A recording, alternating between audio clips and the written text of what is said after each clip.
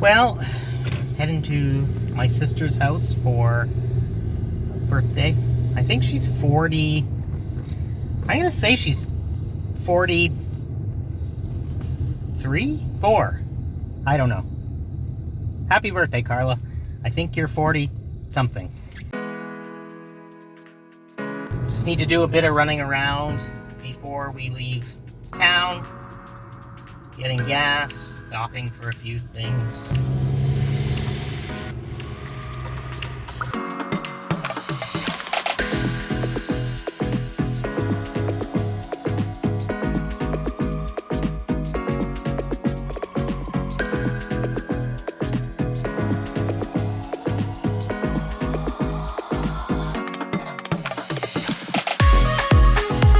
I think 40 Ultra. Gotta love full serve.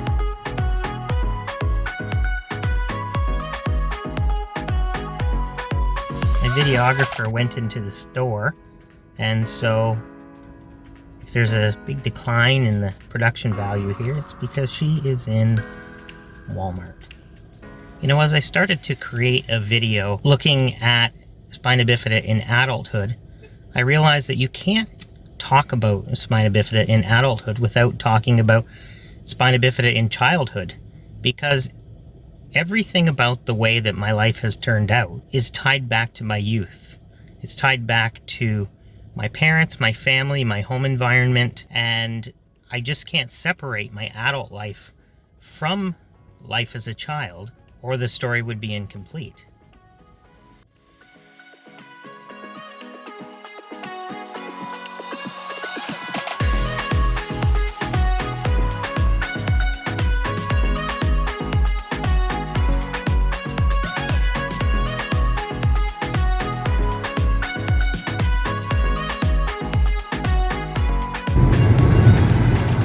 So we're heading to Oil Springs, which is where I grew up.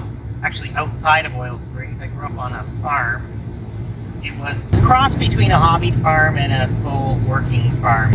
My parents both had other jobs, so we didn't fully rely on the farm for income. But the farm is a great place to grow up. I loved growing up on the farm.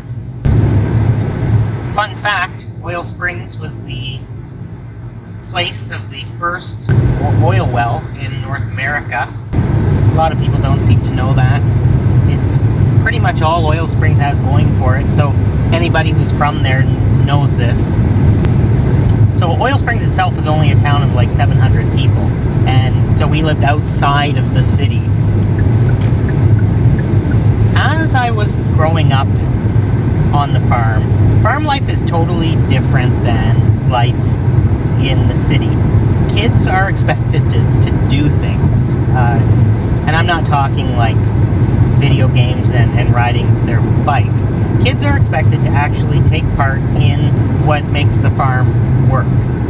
So for me, having a disability, it was a little bit different than other kids, but that didn't mean that I was exempt from any of the work that had to be done. There's a lot of stuff that needs to be done on a farm. During the summer, there's hay that needs to be cut and raked and baled. There are fences that keep the cattle in. All of that really does require quite a bit of work, physical labor. So once I got to be an age where I was expected to start to do things around the farm, probably, I'm going to say maybe 8 or 9, 10 years old, you start doing things like cutting the grass and maybe some painting. Obviously, having a disability made that a little bit more difficult, but when I was 12 years old, I got my first four-wheeler. In my mind, I'm thinking, this is going to be great. I'm going to be able to take this thing out and go mud running and play with my friends. When you live in the country, all your friends have dirt bikes and four-wheelers or ATVs. And thinking back on it, it's a big deal because they're like $3,000 and they were just toys for us. But anyway, I thought it was going to be great. But what I didn't know is that my parents had a ulterior motive with the four-wheeler. And what it allowed me to do was take part in more of the activities around the farm. So we lived on a pretty big piece of property. You know, you had to go from one end of the farm to the other. And either you do that walking or on a tractor or in a truck. And so the four-wheeler allowed me to get from one end of the farm to the other to get work done. So what often happens on a farm is that the dad usually gets out of some of the grunt work, because as the kids grow up, they sort of take the dirty jobs or the more physically demanding jobs. And you'll see that on farms even today. In my case, because of my limitations with Spina Bifida, there were certain things that I just couldn't do. And so in the summer, for example, we did a lot of baling hay. I drove the tractor and my dad pulled the bales off one by one off of the baler and piled them on the wagon. And so that was a physically demanding job for him, and not too bad for me on the tractor. As I was learning how to do it, I missed about the first 30 feet of every single row. Because when you're turning a tractor with a baler and a wagon on the back, there's quite a wide berth that you need to steer. And I took a while to learn that, and so Dad had to get off the tractor and pile the hay up in front of the baler, and he was awfully patient because it was you know, it was lost productivity. One of the chores that I actually really liked around the farm was cutting the grass. We had about, I'm going to say maybe 3 or 4 acres altogether of yard that needed to be tended to. So we had a riding lawnmower, we had a push mower, we had a weed eater. And usually it was the type of thing that once you got it done once, it took maybe 2 or 3 days in total, 2 days. Then you would pretty much just start all over again. It was a lot of work.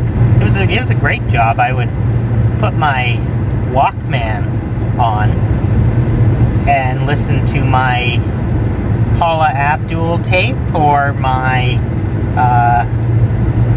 or those guys with the long blonde hair, Nelson.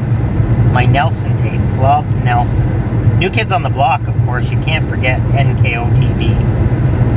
Except they weren't at NKOTB then. Yeah, not NKOTB. New Kids on the Block. Hanging tough. That was some good music back then. And Peter Cetera. I really got into Peter Cetera when I was young, which is really odd for a grade 7 or grade 8 kid. You know our love was meant to be. Now, I did have to make some modifications to the work that I was doing. Even driving the tractor, I remember when I had my surgery, my first surgery on my left leg. When I came out of that surgery, the muscles in my calf never really grew back. Not to the extent that I had them prior to the surgery. So I'm pretty weak on my left side. And so pressing the pedals on the tractor became quite challenging for me. So at 11 or 12 years old, I pretty much had to stand up to get the pedals to go down. But it was fine. Like there was no safety concerns. I could still do it. I just needed to work harder, and it was good for me. There's nothing wrong with hard work. And that's something that I feel is dangerous for kids, well, any kid, but kids especially with disabilities, is life is a little bit harder. There are things that are going to be harder. Walking might be harder. Just doing everyday things are going to be harder. It doesn't mean that you should just not let your child do them or try to make it easier for them. They're going to have to learn. So one valuable lesson that I learned growing up on a farm is that just because you can't do something, or you think that you can't do something, doesn't actually mean that you can't. You just need to find a different way. And that's what will make a child with any disability successful, is finding another way to do something. So problem-solving skills are invaluable. And if you always solve the problem for your child with a disability, they will never learn on their own to solve problems. That it's critical to learn how to solve problems. For anybody, this is critical, but even more so for a child with a disability. One of the things that really bothers me is that for people with disabilities, the world generally has low expectations. And it's really sad because there are plenty of people with disabilities that have a lot to offer, but they're never given the opportunity because people expect next to nothing. And so you know what you get out of someone when you expect nothing? You get nothing. And that really bothers me.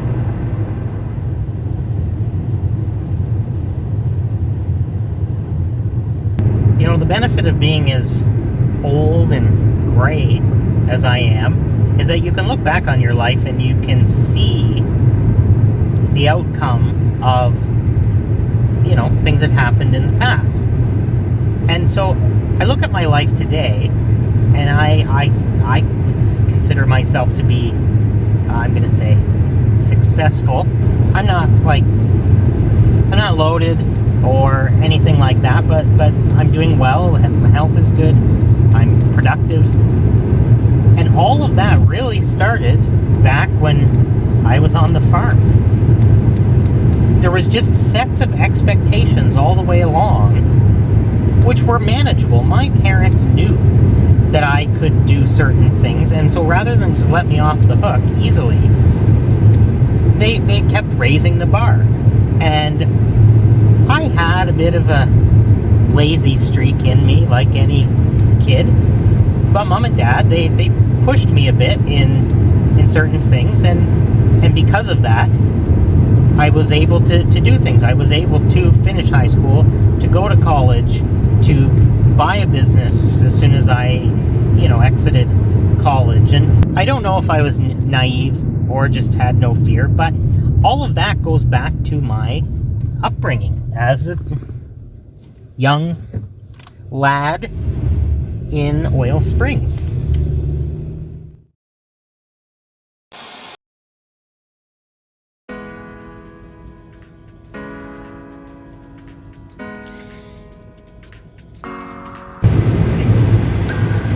Yeah. So it wasn't that I was worked like a rented mule on the farm or anything. Hey there. You like my shirt?